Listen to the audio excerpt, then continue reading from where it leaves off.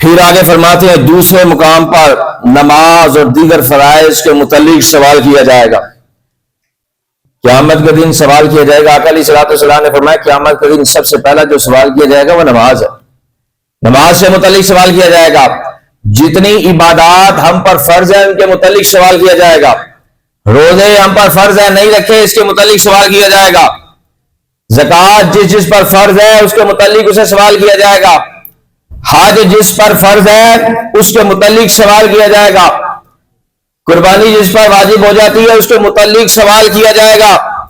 آپ نے فرمایا جب فرائض کے بارے میں سوال کیا جائے گا، نماز پنجگانہ کے بارے میں سوال کیا جائے گا، روزوں کے بارے میں سوال کیا جائے گا، زکوٰۃ کے بارے میں سوال کیا جائے گا، قربانی کے بارے میں سوال کیا جائے گا، حج کے بارے میں سوال کیا جائے گا، جتنے فرائض ہیں ان کے متعلق سوال کیا جائے گا.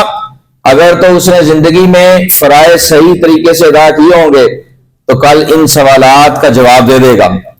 وگرنہ آپ فرماتے ہیں اگر نہیں تو اسے بھی اسی مقام سے پکڑ کر جہنم کی طرف بھیج دیا جائے گا.